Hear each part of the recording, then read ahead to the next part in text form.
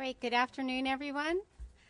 Thank you so much for being here with us this afternoon. My name's Maureen Conway. I'm the Executive Director of the Economic Opportunities Program here at the Aspen Institute, and I'm delighted to welcome you to our fifth conversation in our Reinventing Low Wage Work, ideas that can work for employees, employers, and the economy. It's a pretty busy time here in DC post-election, talking about a lot of different things, so thank you so much for choosing this and coming here, and I think you've made a great choice because we really have some terrific speakers for you this afternoon and a really important conversation to have. I also want to make sure I thank our sponsors. I'm really very pleased with the support from the Ford and the Mott Foundation that has made this series possible, and we're really grateful to them for their support and the work they've been doing with us on this series. You have in your materials a couple of things about the previous conversations we've had, and a piece from that Ellen Galinsky and her colleagues have just released, but also out on the materials table are a couple of other pieces, as well as a nice case study of Cascade Engineering, courtesy of actually our colleagues in the Business and Society program here at the Aspen Institute. So sometimes our work is coordinated. And just by way of introduction for this series, I wanted to talk about this conversation. We called this From Jobs to Job Quality. We just came out of an election in which jobs was a very prominent part of the conversation, and sometimes there was a reference to we need good jobs. We need jobs that can support a family. And you know, I was thinking about that as I was looking at this piece from 60 Minutes, and I don't know how many of you saw it over the weekend. 60 Minutes ran a piece on training in manufacturing in Nevada, and they were profiling sort of this training program that was training folks who'd been out of work for jobs in a manufacturing facility, and talking about the kinds of skills and that these skills can be scarce, and they called it 3 million jobs and who's qualified, and I have some issues with how they use their numbers, but I won't go into that right now.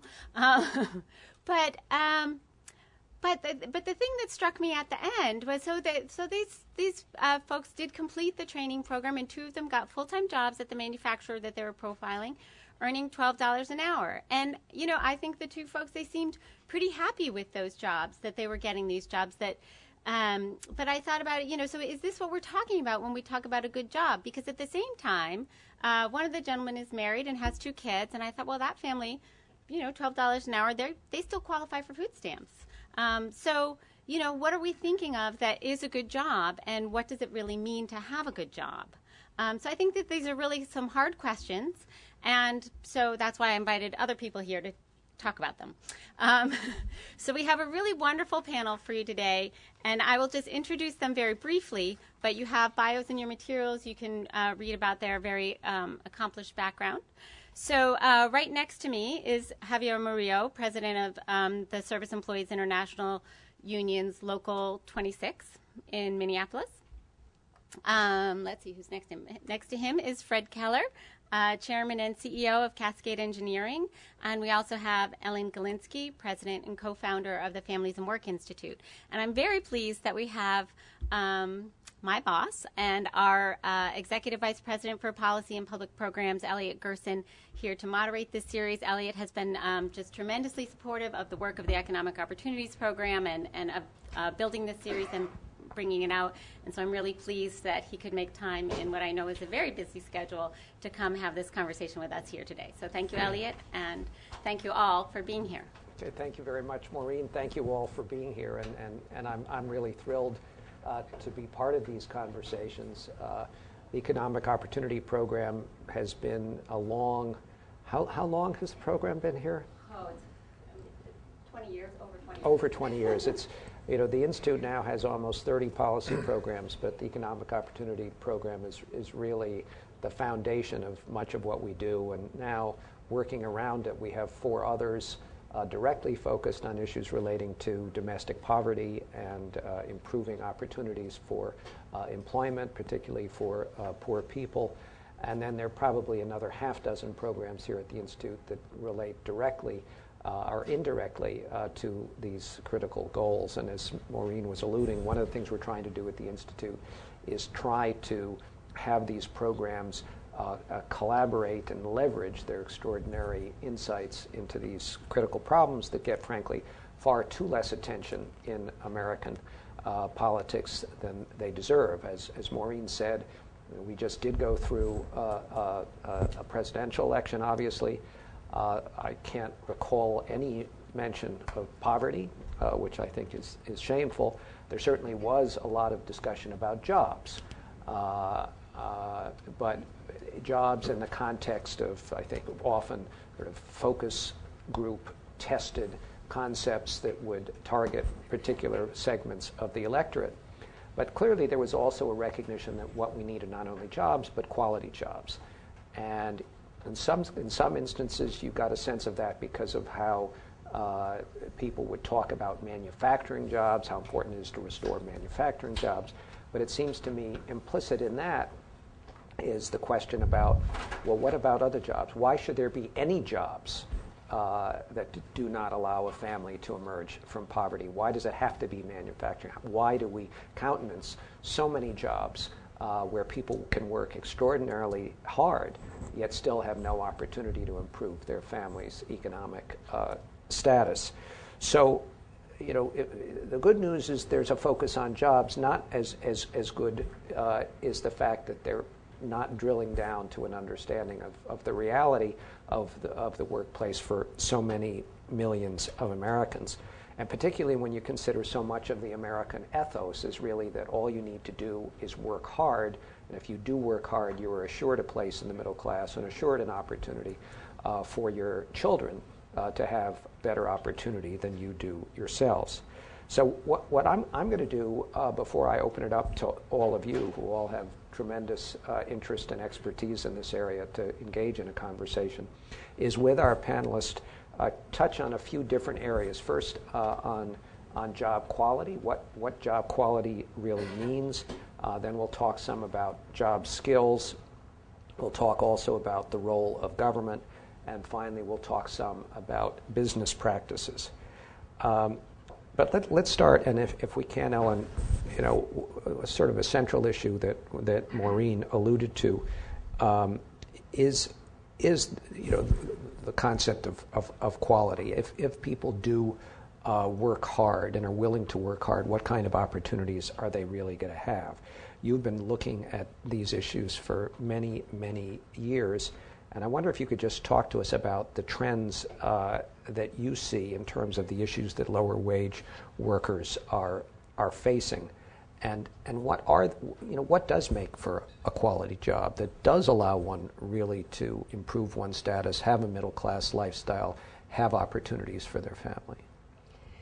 Well, I, like you, was very frustrated by the discussion of jobs during the election without any discussion about how could we create jobs that might work for both the employer and the employee. I felt that way during the welfare reform. It's like get a job, get any job, and then people would be surprised at the churn or the turnover. We have an advantage at the Families and Work Institute that other people might not have, which is we have an ongoing study of the U.S. workforce. We also have a parallel study of the workplace. We have about 600 data points, and we can go on a fishing expedition to try to define what a good job is and keep looking at it over time. And by a good job, we look at what are the characteristics of a job that are related to things that matter to employers, like retention, like engagement, like job satisfaction, and what are the things that matter to employees, like your well-being, your health, those sorts of things. And so we've just looked at it. We're actually releasing with you all today, thanks to the Ford Foundation, a shorter version of 2 papers that we've been working on. And in these papers, we've defined what are the characteristics. And first, we have to say that economic security is critical. In this particular paper, we defined economic security by having access to things like paid health care and for yourself or for your family and some contribution to your benefits plan. It's also other things as well, but this is how we defined it in this paper. Having some say over how to do your job is important. Having an opportunity to learn on the job, because it can be any kind of job, but if it doesn't give you learning opportunities on the job itself, and then we think for the low-wage workforce, access to paid on-the-job training that's relevant and education. Those things are really important. And then a supervisor who supports you succeeding in the job. It's always the people, it's always the relationships, stupid, that matter the most. And so it's coworker support, it's supervisor support for succeeding on the job, and also managing your work and personal life, and then flexibility. And one of the trends that we see is an increasing flexibility that works on behalf of employers but not employees, that people are stuck in what I think of as a part-time ghetto. And in our particular national study data, we find that 41% of low-income workers are working part-time, and 61% want more time. That's one trend. We define flexibility by, in this particular paper, 16 different aspects, but it includes paid time for your own illness, and paid time for your child's illness, and vacation days and holidays, and part-time, where if you're in part-time you can move to a full-time job, and if you're in a full-time job you can move part-time. That is, it's the real choice. Flexibility has to work for the employer and employee, and we find that when low income employees have access to this kind of good quality job, regardless of whatever industry they work in, they're much more likely to be engaged in better health and mental health. So it actually begins to level the playing field in ways that are part of that American dream. Fred, you run a globally competitive business, and obviously you need to compete with all other businesses, regardless of what kind of personnel and employment practices they have. Tell us a little bit about your business, and do you think the kinds of things Ellen described are, reasonable conditions for quality work? Yeah, thanks very much for the opportunity. Cascade Engineering is a company that has about a little over 1,000 employees. I started the company about 40 years ago. I was very young. We've got plants in Grand Rapids, Michigan, in Ohio, North Carolina, Texas, and in Budapest, Hungary. And we are in as you say, a globally competitive marketplace. In some respects, the marketplace drives a lot of our thinking in terms of how we are able to pay our employees. On the other hand, we can do a lot with culture, and I was really glad to hear you bring that up, Ellen. I think that's very much a part of it. We have about a third of our employees that actually are involved with the product of manufacturing, and the rest are indirect, we would say, or not directly involved in the product, and that provides a career opportunity. So we like to think in terms of people coming into the organization and having career opportunities within the organization. So not just a job, but a career. And we've done, one of the subjects in the paper is our Welfare to Career program, where we've learned over the years, about 15 years ago, we started thinking about this process of how do we appropriately and successfully employ people and retain them that are coming from poverty. And we learned this whole system of support that's needed for that to happen effectively.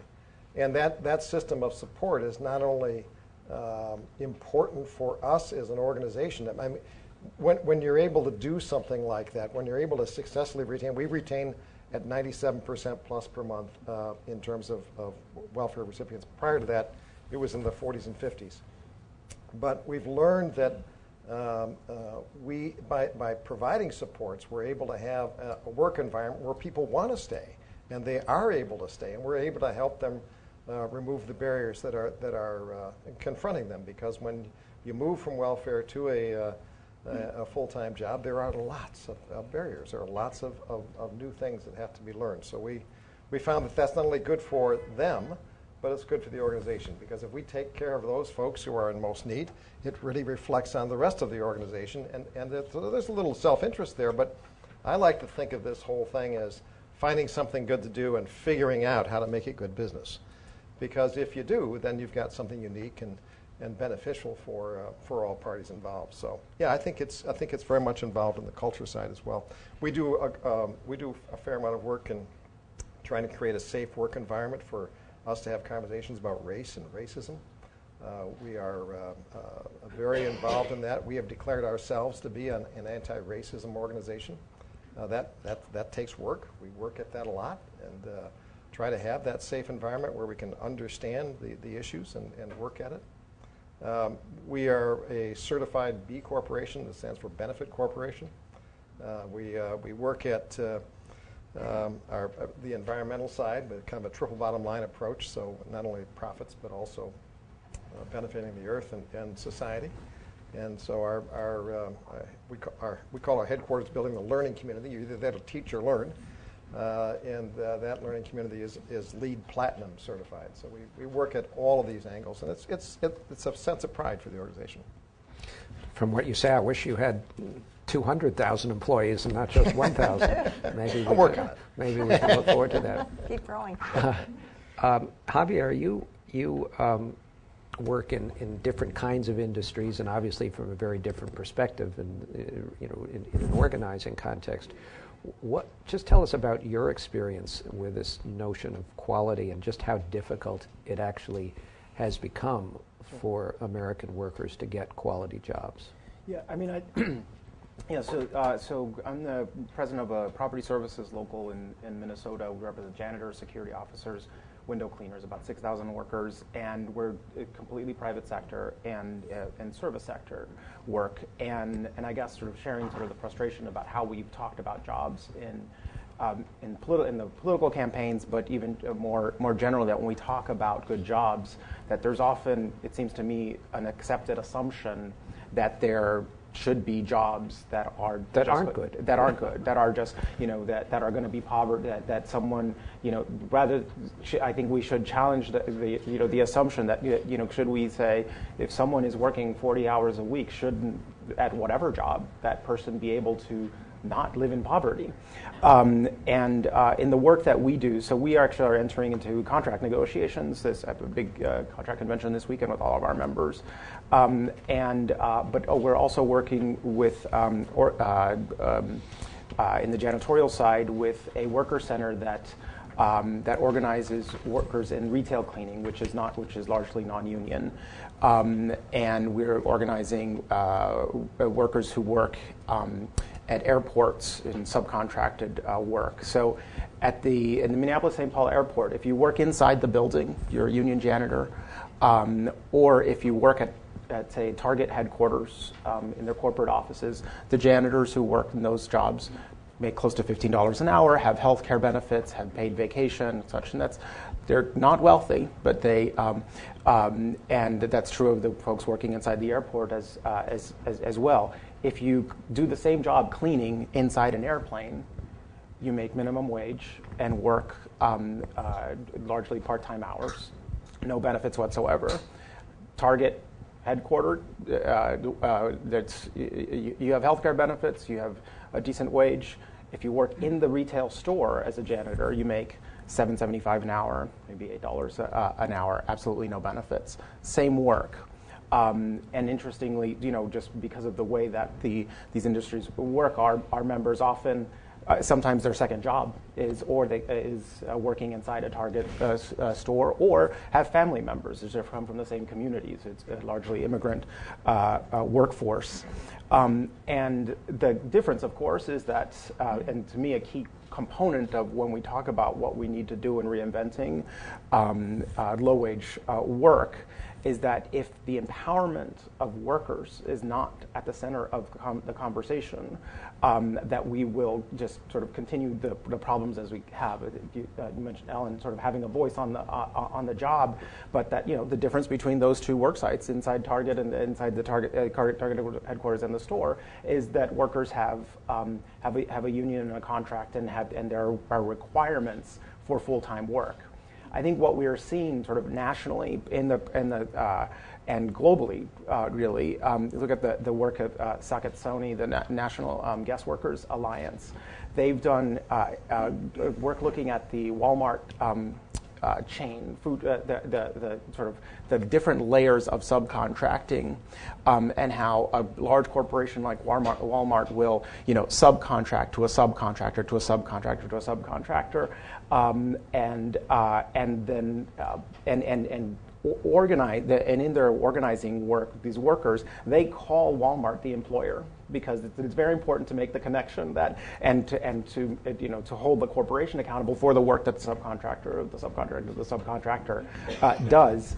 I think what we are faced with in our industry and our current contract campaign in Minnesota, it's about, are we going to be a part of an economy that is moving increasingly toward that subcontracting, increasingly toward part-timing work, or are we going to move forward? What we've done is, we moved our janitorial industry from mostly part-time to now mostly full-time, but that's done because workers almost went on strike and fought for that and won it in a contract. And if we don't have that kind of empowerment as a barrier to those outside forces that lead to part-timing, it will just continue on that path.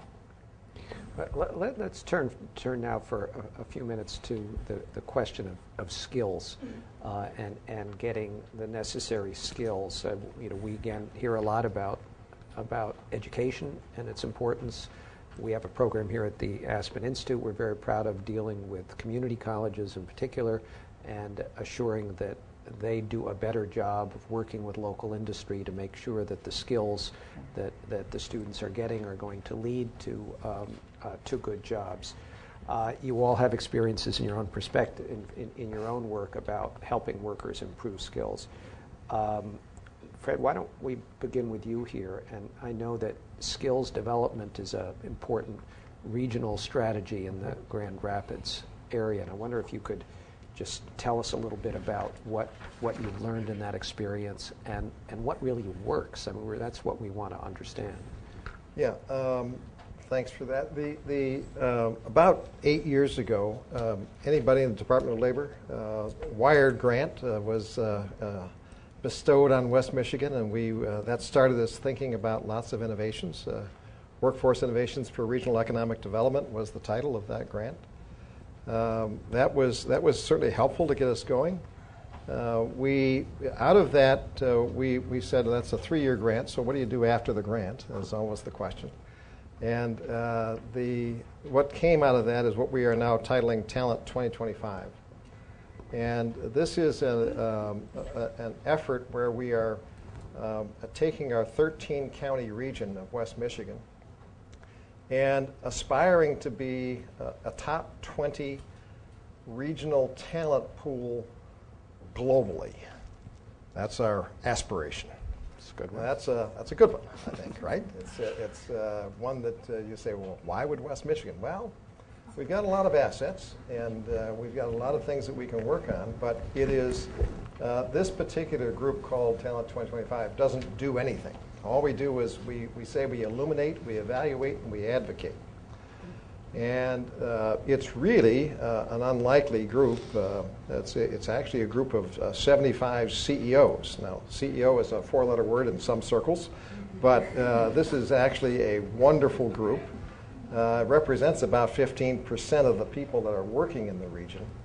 And we do nothing more than we do all within Talent 2025, we do all the research to what's our current condition, where is our trajectory, what's it look like, what's our needs, and so on. And we're finding some very interesting things. I could talk for half an hour, so I won't do that. But it's really exciting about what we're doing. And if you want to bring up anything in the Q&A, we can do that. But the role of the CEOs in this case is to be accountability partners with various sectors of the education and the talent system. So, for instance, we convened the 13 college and university presidents and asked them, you've got some problems with persistence and graduation rates, what are you doing about it, and what can you do about it? They came up, within 3 months, they came up with a program of reverse articulation where they're granting associate's degrees as soon as a student that went from a 2-year to a 4-year institution achieves the accreditation, the two-year institution can grant them an associate's degree, things like that. So it's a very exciting kind of new way to think. It came out of the DOL grant. We're excited about something like that. Internally, I mentioned that at Cascade, we've been working at this idea of welfare to career, and that has spread now to another group, and we can talk about that in a minute as well. But it's been fun to think about how talk about it thinking now. about we'd talent. love to hear examples of things that actually work. Well, this is a program called The Source, and it's 19 businesses that have been basically replicating what we've been doing at Cascade Engineering in terms of welfare to career. They now have over 600 welfare recipients, former welfare recipients that are working, retaining them at the same 97% plus rate. And it's a real public-private partnership because we've got DHS social workers actually in the factories or in the businesses where they're helping remove the barriers with all the force that they can do, all the programming they can bring to that, and helping them stay on the job. As our social worker likes to say, I love my job. I'd much rather be working, keeping people on the job than dealing with the effects of not having a job. So that's another example of what we're doing from a regional standpoint. Doesn't the Source help people move up the career ladder too? Absolutely. So that employers are working together so that you can start in one kind of job, but then begin to move to a little bit more of an advanced job? That's what I've always loved about it. Yeah, it's actually, there's a cooperation there. If there are openings available in one of the other Source organizations, they're very willing to have them leave one Source organization and go to another as they advance their careers. Javier, you obviously spend a lot of time working with members to provide them with better skills. I wonder, just talk to us about your experience and things that that work to help allow them to get the opportunities to improve their skills and get better jobs. So I think to this, I'd say one of the things that is often missing when we talk about innovation in the workplace or changes, and especially that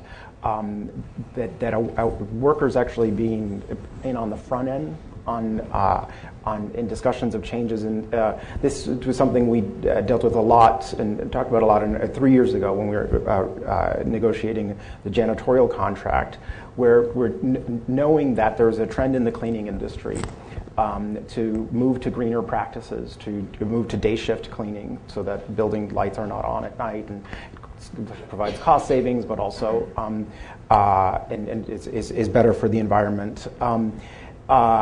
But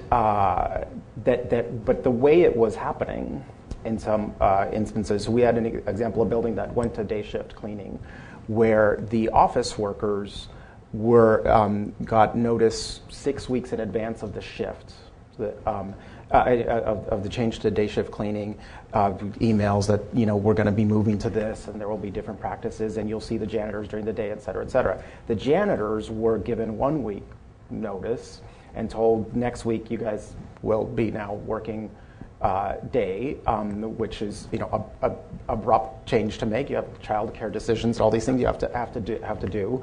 And they were given an English test. Say, well, you're going to have to interact with customers now. So if you don't speak English well, we'll have to move you to another building. And what we did in our last contract negotiations was actually put the question of green cleaning and day shift cleaning on the forefront. It's very important to me that very often unions are perceived of as sort of standing in the way of innovation or of any kind of change. And what we're saying is this is wonderful. In many instances, they're very day shift cleaning can be very family-friendly hours, but it needs to be done in a way where workers are a part of the front end. There are all sorts of ways of training workers in day shift cleaning that don't require English. Actually, you do signs, and you just have to get everyone, the office workers and the janitors, on the same page about how so the work can be done well. But to me, that was.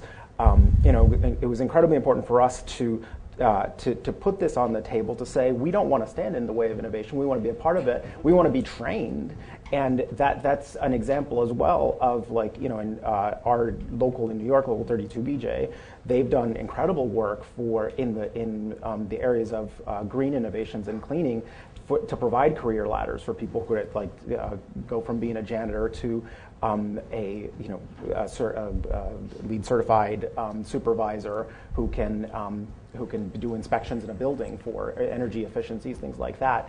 So we can, if workers are a part of the discussion from the beginning, this can work very well. If it's something that's we just sort of say, here, you know, this is great. It's great for everyone. An innovation like green cleaning can be absolutely a win-win for everyone if people don't forget that you can't, you know, do something like give someone a few days' notice to make a radical transformation of their life and schedule. Ellen, what about the problems that workers face, because it's sometimes very difficult to gain skills or get further education while working? You know, it's one of these catch-22s. So, you know, what ideas do you have about how skill development, training, education could be better supported? We actually asked that question of the American Community Survey. It was a report that we were doing with Corporate Voices for the Gates Foundation, where we took 16 to 26-year-olds and we looked at what was happening to them and what was the difference between people who were staying in school versus people who weren't. And what we found, also looking at our own data from the National Study of the Changing Workforce, what we found is that the people who are more likely to stay in school there's their culture that Fred was talking about, but have employers who support learning and training. So there has to be a culture of support for developing yourself, for moving on, for gaining skills. And they have flexibility, and not the flexibility that is only for the worker, but for the employer, but flexibility that is for the employee and the employer. So they had more ability to change their start and stop times and that sort of thing. I actually, though, want to say something else when we think about the whole issue of education and training, because we focus a lot on content, you know, the kinds of things that you need to know. But having spent 11 years looking at the research on how kids learn by going out and actually filming the best studies of cognitive science, neuroscience, and so forth, I've become very passionate about the notion of executive function skills, and I think we have to start those early. If we think about training for the workforce, we have to be thinking about those with... What are they? Executive functions skills turn out to be more predictive of life success than your IQ.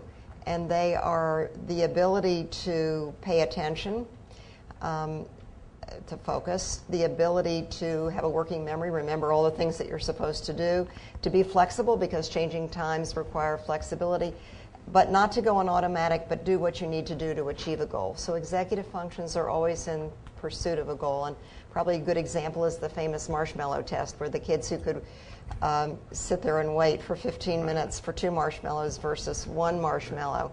And you think about that, that's all of those skills are a part of that, and those kids, you know, now in their 40s did better later on, and that's just one of hundreds of kinds of studies. But we can promote those skills both in the adult. I think it's one of the important ways to reduce the achievement gap and to begin to break the cycle of poverty, so that we need to help adults learn them in their own lives, and we need to help teachers teach those to children, starting with very young children.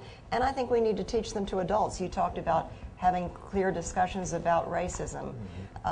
And for me, that's learning perspective taking, to learn to see how someone else would see the world. And that requires executive function, because you have to put your own opinions on hold to see how someone else might see something. So I just think that we need to, when we think about the 21st century and how it's different from the 20th century, and we talk about 21st century skills, to me, among the most important things that we can promote across the age cycle, because it's going to affect aging too, is to promote executive function skills. Okay, that's my soapbox. I have one too. Well, it's important to be on a soapbox. Let's transition again and talk a little bit about government role, whether it's safety net kind of a role or regulatory role. And Ellen, let's keep you on the soapbox for a minute. Okay, I've got one here too. And we often think of the government role as mainly in the context of safety net programs for people who don't work, but there are also important roles for people who do work and want to change the nature of their work, that where they're not earning enough or they don't have benefits or whatever the situation may be. Could you just talk to us a little bit about how programs can actually support those who are already working and support working families, or how they can become even more effective than what they are? We have a lot of programs. They're community-based programs, they're state programs, they're government programs that help people with heating and eyeglasses and foods and earned income tax credit and WIC and a million things that are out there that are not actually being used very much. And so we, with the Ford Foundation, set out on a challenge to see whether we could increase work supports, that is, people that help people get to work and manage the transportation and manage the child care and those sorts of things, working through their employer because they get benefits already through their employer. So we funded 9 projects around the country to see whether they could use the work supports that were already available in their communities and by working through the employer. And it was, we have a paper that we're also releasing today called the Supporting Work Project. But what we found there was we reached 300,000 employees in 9 different communities. You can do this. It's hard work though, because people have to become, I want to say trilingual. You have to be able to see because there's so many barriers to using these programs. There are hours when people are working. There's a lot of forms. They're set up in a non-trust system, for obvious reasons of abuse. And so you have to help the government and employers and the agencies, the community-based organizations, learn to understand each other's language and work together. And such simple things like calling people low income didn't work. Calling them thrifty did work. Sort of applying behavioral economics, psychology to how to help people use the programs. All those, people thought there was a one-size-fits-all. You can put out one brochure and everyone will come. You can build it, they'll come. No, they didn't come. There were such simple, obvious lessons, but they were very learnable. And I think it's an important thing for community-based organizations to begin to tap into the employers like your group in your community or the unions in their community to take advantage, particularly in such a tough economic time, of the programs that are out there that can really help people and aren't fully being utilized. Fred, you've talked already about Source. From a business perspective, what can you say about the optimal role of government as your partner in trying to improve these circumstances? How much time do we have? It's a huge issue in terms of how we go about the process of making improvements. And the conclusion, the tentative conclusion I've got on all this is that we really have to reverse the process of problem solving from a top-down federal government, state government, local to local informing the state informing the federal government. And I really believe that's fundamental to us making any kind of significant improvement in this area. In the example of the Source, for instance, I think that could inform policy from the standpoint of how you go about encouraging employers to do this thing, which is obviously a pretty good thing to do. We're demonstrating some pretty good successes here, but it's all on their own dollar, if you will. And now, why are they still doing that? It makes some sense. There's we certainly pitched to the employers that there's a return on their investment, and there is. You can look at probably 5 to 10 times of the investment they put in, but they're paying for the social worker to be there. They actually pay half of the salary of the social worker. They agree to do that. They are paying for educational programs. They're paying for these things that in other countries, we have to face it, we're competing with other countries. They provide all of that and then some. And so we're faced with policy that in this case is probably doubling up, costing more than in other countries where it would be much less than that. So I think we need to think fundamentally differently about how we inform government policy. And, Javier, another aspect of government policy, of course, is simply enforcing the law. And there are all kinds of laws, whether it's minimum wage or wage an hour or workplace safety or child labor. And then you talked earlier about the fundamental problem was that an additional fundamental problem being simply that there are lots of wages that don't allow one to emerge from poverty. Just from a government legal perspective, the laws that are enforced, that aren't enforced, or that could be enacted, what do you think are some of the most important things that either could be done that are not being done, even though the law requires it, or that laws could be changed to effect? Well, so I come at this question from a perspective of working in an industry that is largely immigrant. And when you look at the question of law there, that you have conflicting laws, or laws that that right now our system encourage, like we should have I guess I'd say we should have laws that encourage good corporate behavior and discourage bad. And with the situation with our immigration laws, that's exactly reversed. So at SEIU, the labor movement in general has moved dramatically on the question of immigrant rights in the last 20 years, from a position of xenophobia to advocating for immigration reform. And why is that? Is because what do we do when we organize workers and win contracts? We are raising the floor on wages and benefits in a given market. And if there exists anyone who, for any reason, can exist below that floor, that's bad for everyone. That's bad for all workers.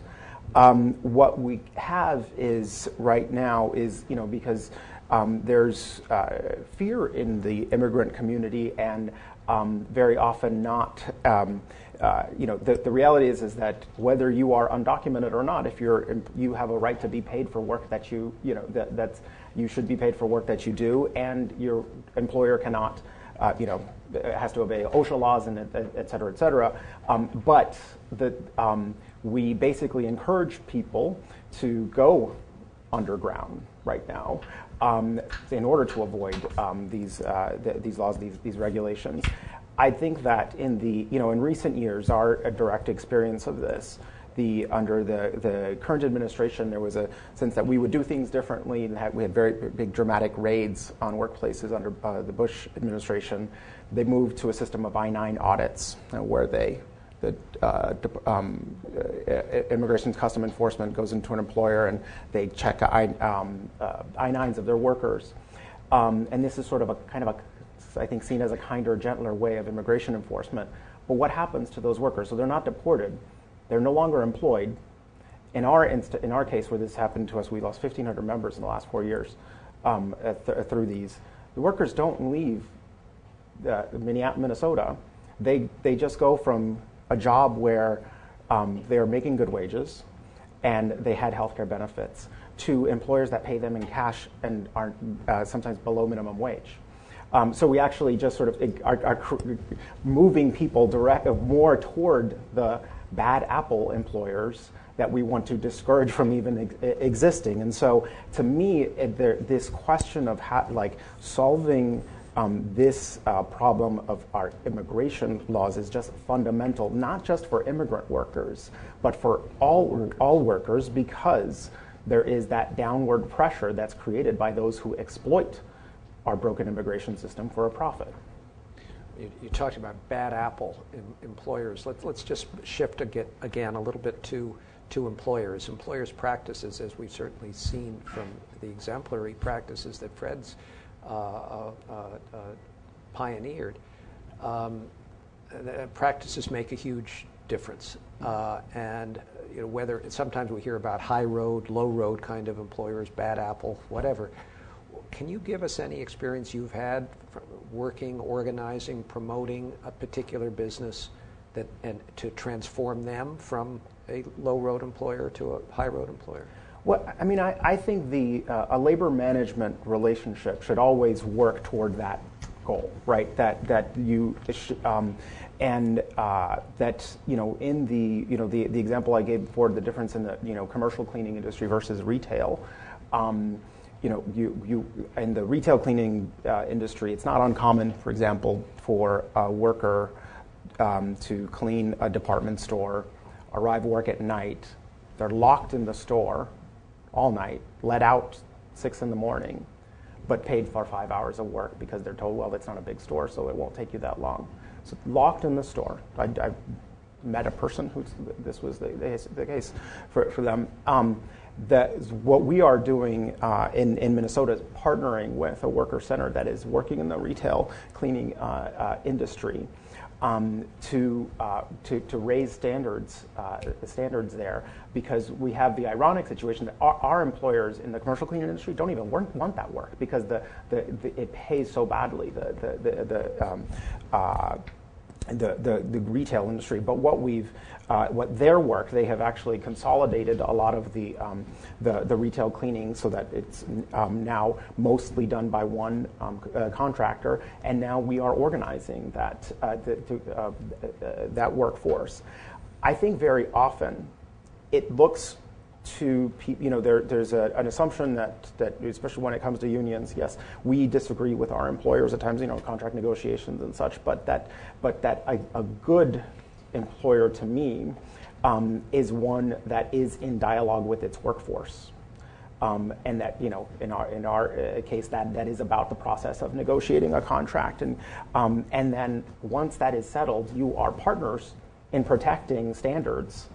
We had a big, almost went to strike 6-7 years ago, and at the end it was very acrimonious. And at the end of it, one of our employers said to me, "No one else will say this to you, but thank you, for making such a big, public deal about this, because I'm going to be able to charge the highest rates I've charged in years, because they can go to their clients and be like, well, that union's crazy, we gotta and so." An example of let's be on the same page, because our members got a raise and he got to charge more. But. Ellen, you've been working on issues relating to employer practices in the workplace for a long time, and you've already talked about your particular interest in flexibility. And I think for many of us who are fortunate enough to work in professional environments, the concept of flexibility is easy to understand, and most employers seem to have a reasonably easy time, or maybe not easy, but an easier time offering flexibility. But in the low-wage context, it means entirely different things. And you just talk to us about that a bit. No, you're right. We do a nationally representative study of the workplaces, and so we've been able to track trends now for about since 1998. And we used to think of the ideal employer as someone who was, the organization man, and sort of work-centric and worked 9 to 5 and had no other life. And I guess you could if you worked 9 to 5. But what we've seen is, so the ideal worker was kind of the prevailing norm, and what we've seen is that we've had to become more flexible, like it or not, because work is with technology is 24/7 for many people. You can work anytime, anywhere, or every time, everywhere, and we're global. So even if you aren't in a global company, you're affected by the global economy, and it's very fast-paced and competitive. And for all of those reasons, we've had to become more flexible. but our data show that employers have become more flexible around the flexibility is much more likely to be offered for that ideal worker, someone who's better educated, someone who's in a managerial position, someone, the low wage or low-income workforce has much less access. And we've seen flexibility increase around full-time work, but not around any time of reduced time or time away or leave or any of those sorts of things. So, I mean, the marching orders are pretty clear of what we need to do. We try, though, to increase the number of good apples, I guess that's the one way to say it, through a project that started with the Sloan Foundation and now we're partnering with SHRM to do. Is Cassidy here? Oh, sorry. Look right in front of me. My partner at SHRM, we have a project together now called When Work Works, and the idea, we're going out to all 50 states by 2014, and poor baby, she's on the road all the time. I'm glad you're in Washington today. But there is that much interest among employers, and we take a place-based kind of an approach. We work with communities. We work with communities to have them do education and outreach about what these characteristics of effective and flexible workplaces are, and do media outreach and educational events, and then we give an award. And we actually can trust the award because 2/3 of the winning score comes from employees. There's your listening to employees part of it, and it's around not just flexibility, but it's around effective, as I've defined it before, workplaces. And so for today, we pulled together some examples of employers of low wage or low income employees who are doing good things. Some are unionized, some aren't. Some are small, some are mid-sized, some are large. They're in all kinds of different industries, but they actually do listen to employees. I do think that's people used to figure out how to make it work under the table, and if you just ask them, they have really good ideas. So a company called 1-800-CONTACTS, which is a mail order for contact lenses company that's based in Utah, we're having huge problems with turnover and absenteeism, and they had the proverbial suggestion box kind of notion. They ask employees, and the employees created a point system so that if you could schedule your absences in advance, or you got more points toward more time off, and absenteeism, and they created all different kinds of flexibility schedules that work. And United Airlines, in this little handout that we have, is another example in its call center, reservation center in Houston, where they have a tool where employees can take charge of their own schedules and swap schedules, and you can also apply for education and training that way. So it's kind of, the principle is it has to work for the employer and the employee from our point of view, and listen to the employees, because they not only can help figure out how to build better cars, but they have good ideas for how to make work better. So that's here's the report that we do with SHRM every year. It's sort of the Zagat's of good places to work, and hopefully it's going to get fatter and fatter and fatter. We've had about 2,000 winners so far. Well, Fred, you probably ought to get the last word on business practices, but let's stay in the context of government and what government can do. Let's just, for the sake of argument, assume that not all employers are as progressive as you are. I know that's probably an unrealistic assumption, but let's just assume that for a minute, and that government incentives are necessary to make a difference. Can you talk to us a little bit about what incentives might help, might work, and also perhaps what incentives or regulations actually can be counterproductive? I know Maureen had mentioned to me, for example, there's some sick leave regulations, I think, now that some say involve so much record keeping that it actually interferes with the goal. But just tell us a little bit about, from your perspective, what kind of government incentives are in fact important and targeted and don't create more inefficiency than efficiency. Boy, you ask these probing questions. These are wonderful. Actually, from a regulation standpoint, I am not necessarily a fan of more regulation. I mean, and when you're in the business world, you're always looking over your shoulder, trying to figure out what's that next regulation I got to comply with. And it's not necessarily a fun thing to try to figure that all out, and knowing you're at risk of falling afoul of that sort of thing. We like to think in terms of, by the way, I did an article on me in Inc. magazine last year, and they had under my picture, they put this little banner that said, "Regulate me." And the gist of the article was that I wasn't unfavorable of regulation, but I never said that. But the fact is that some regulation is good. I mean, the safety regulation is a good example of that. You just need to have good common sense safety regulation. We think in terms of beyond compliance. This is not something you want to just kind of skim along the minimums. You want to be able to be way beyond that, and it's good for business. It's good for us to be thinking about. I mean, nobody wants to send an employee home damaged somehow. I mean, that's just not something you want to do. And if you do, it costs money. So why would you do that? I mean, there's all kinds of good reasons for that sort of thing. So from a regulation standpoint, I think that there certainly are good regulations, and I'm not one of these that wants to throw all regulation out, but it does get in the way sometimes. And part of this is again this globally competitive work. I can't overemphasize that, especially from the manufacturing work standpoint. I mean, it's breathtaking how interconnected we are today from the standpoint of our global competition.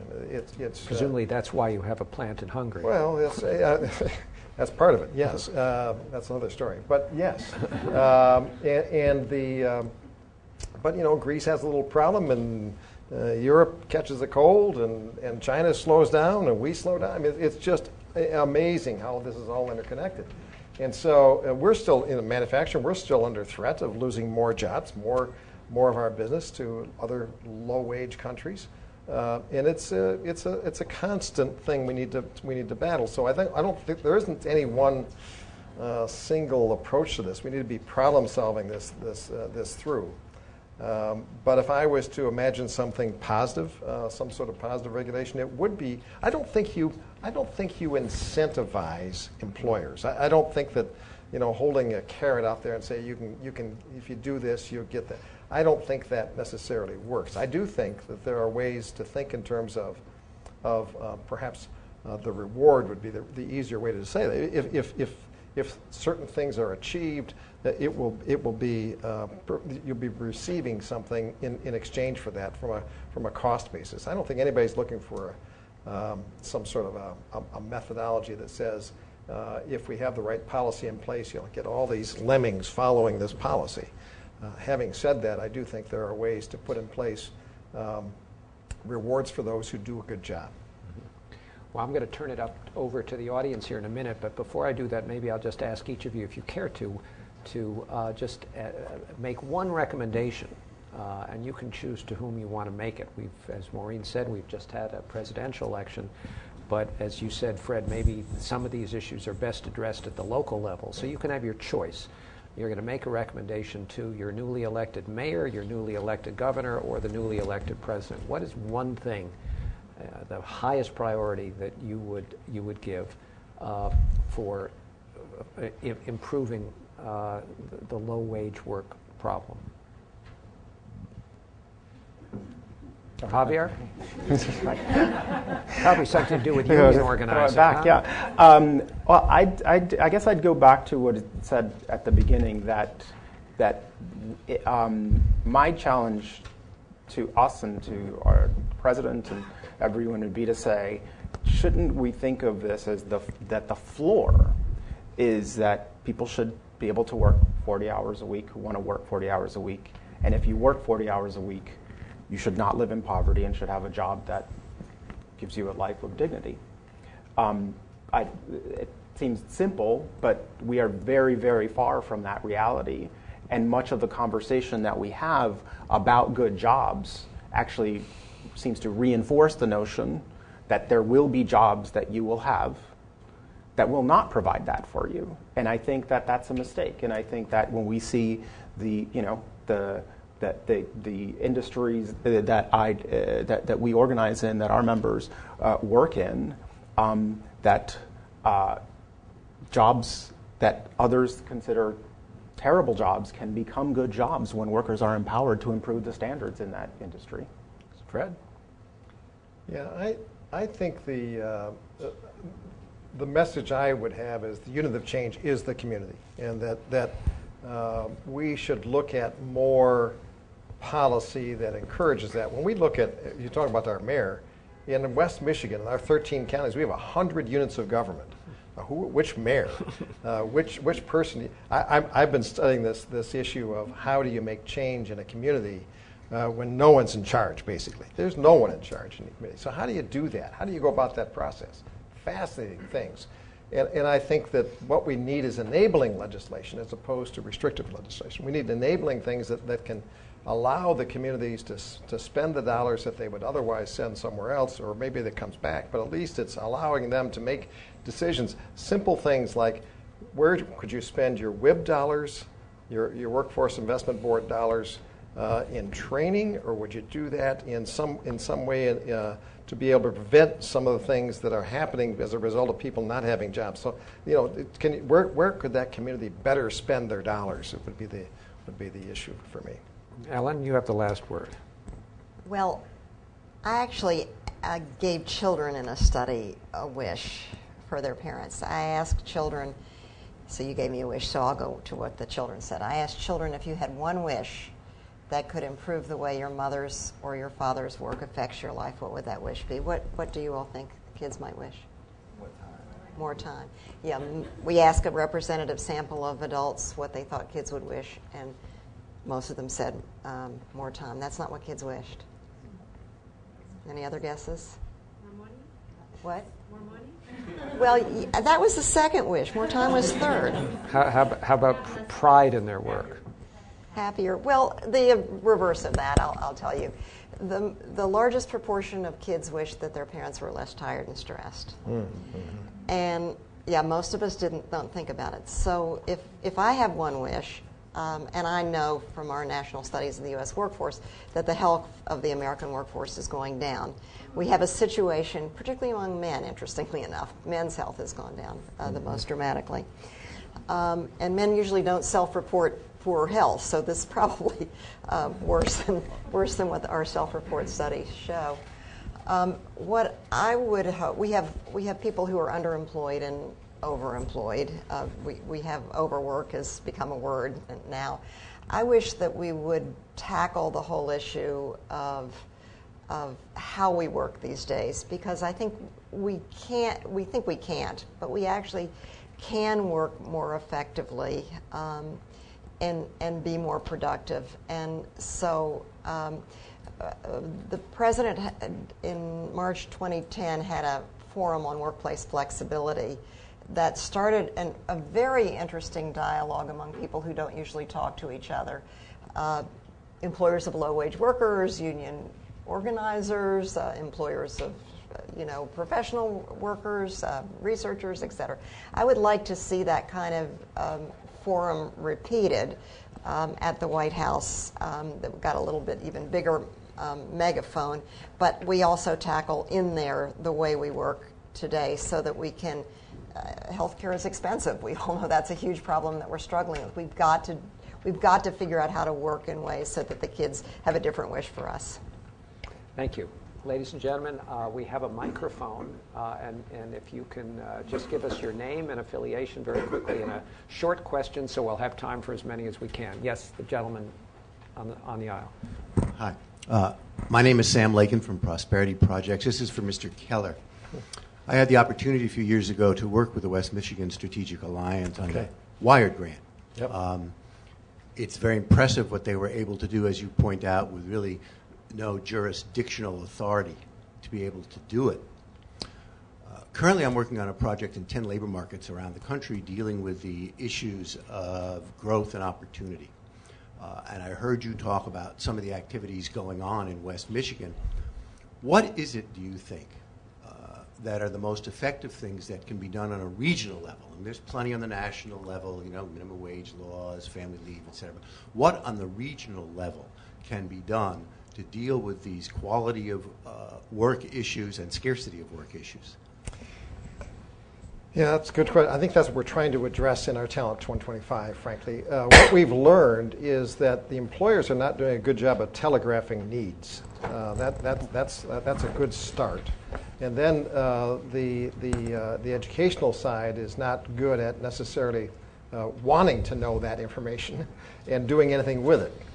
So that's a big part of it. So dealing with the educational needs of the community.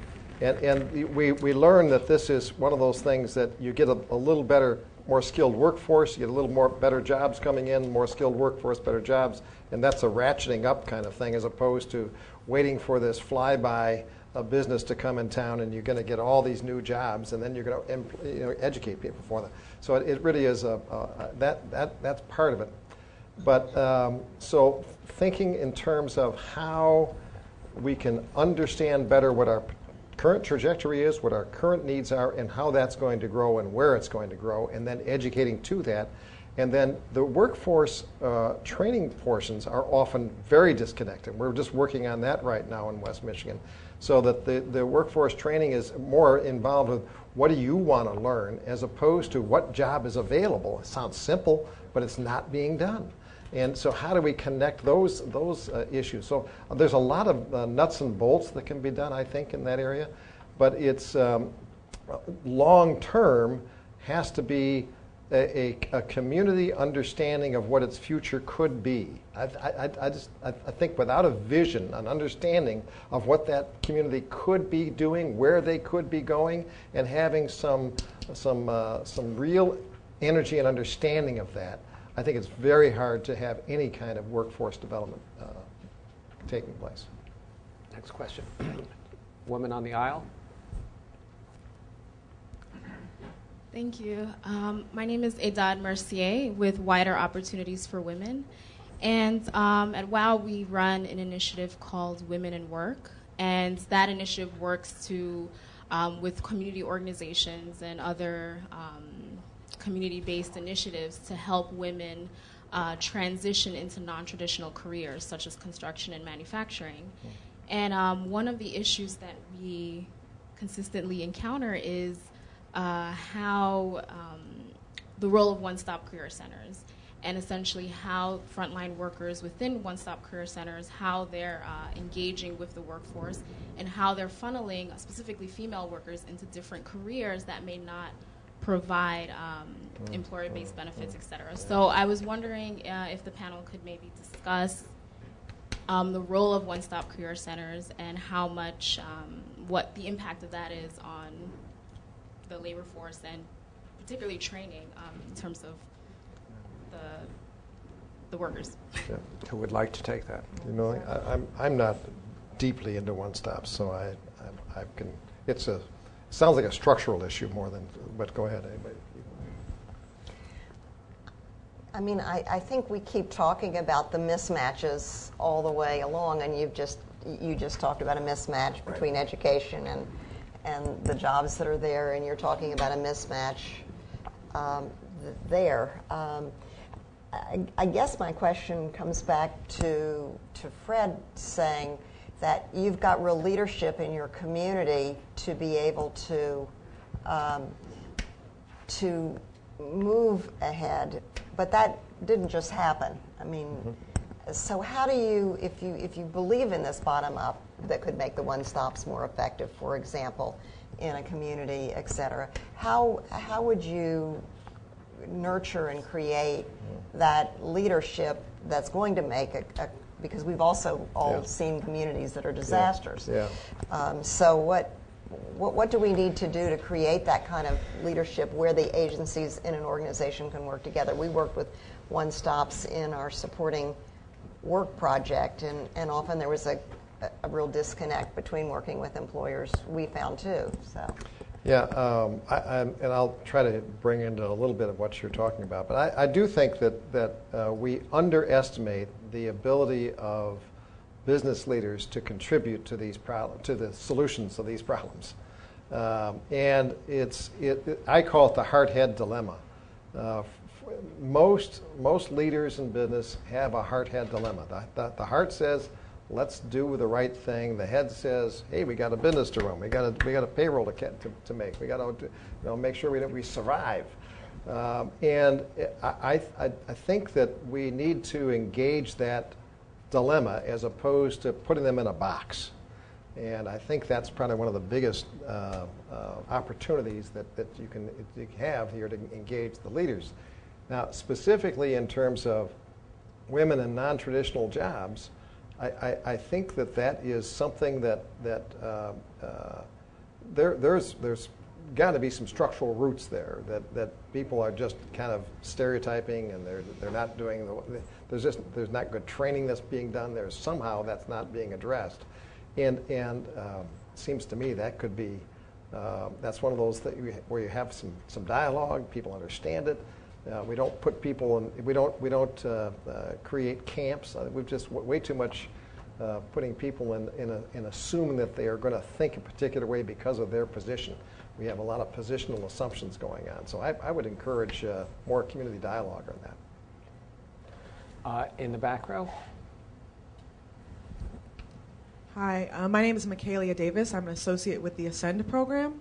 We're another program here that Elliot mentioned before that works on some of these issues.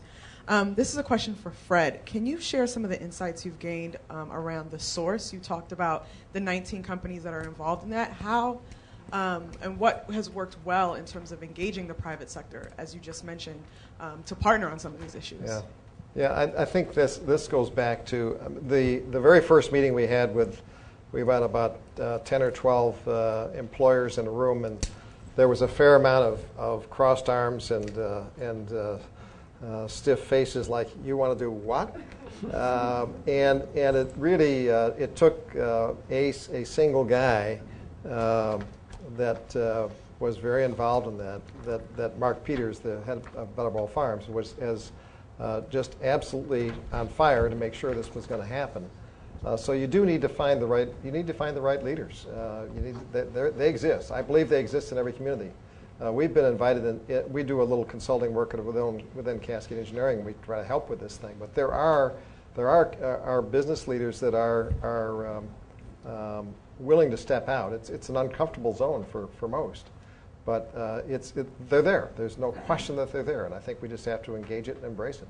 One organization that we worked with in the Supporting Work Project was Step Up Savannah, and I don't know whether any of you all know Step Up Savannah, but it's a community. It comes out of the Chamber of Commerce in Savannah, and it's also a person on fire, and then a mayor, and then a second mayor on fire. They actually followed through with what the other one did. But what they've realized is that they've taken a community business case approach, which you could argue for in Michigan as well, and said that if their industry and their community is tourism, and if poverty is so rampant, they won't really be able to have the business that they want. They won't be attracting people to Savannah. So that the business leaders and the community leaders needs to join together to figure out how to reduce poverty. And they actually take the CEOs through a simulated poverty exercise, which, you know, if you want to ask my personal opinion, if you'd asked me about it before, I would have thought it would be hokey and, you know, a little touchy-feely, except it was actually amazing. I went through it. But they have groups, and they work on issues, and they compete with each other to see who can do more about reducing poverty. And it's, again, an example of a community coalition. But the community business case, I think, is really important. Just like businesses don't tend to do anything unless there's a business case, a self-interested reason to want to make an improvement. In this case, we found in the communities that we've worked with Sherman and in our project called When Work Works, is that there's always a community business case for why companies will join together and do something to improve their workforce, workplace, and community. One last question.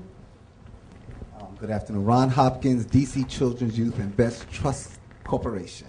Right. This is for Fred also. What is, quote unquote, a good wage for an entry-level employee? And if you provided benefits and supports, would you remain profitable without government incentives? So you want a number in terms of what a good wage is? It's hard. That's a hard question.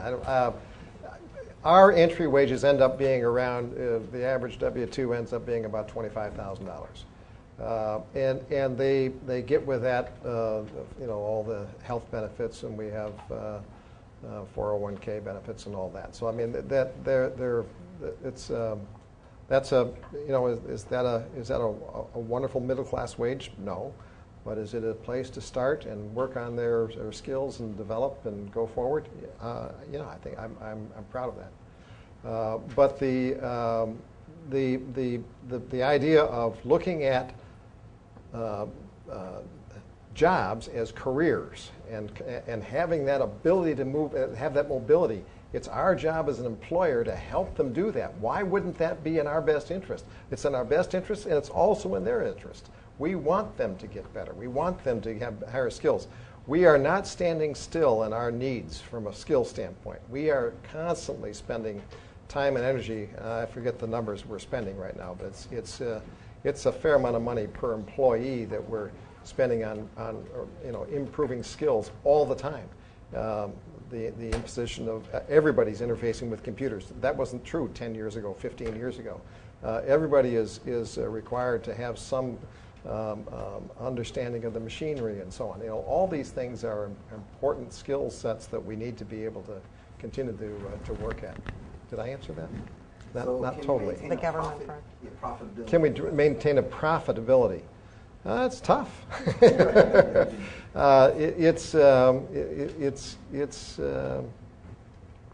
It's not easy in today's world.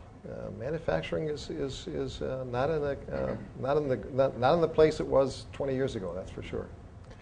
We always stop on time here, but before we finish, and I want to thank our remarkable panelists again. I want to turn things back to Maureen, perhaps just for a minute, if you want to talk about what's to come. Thank you, and thank you all for coming. I really just want to thank everybody, too, and I think we'll be having more conversations in this series coming up, and so please do stay tuned. I also want to note that you do have materials on previous conversations, so if you've missed them, they were great, and you can see them online on our website, and there's other materials with them. So thank you all so much for being here, and thanks to our panel. Please.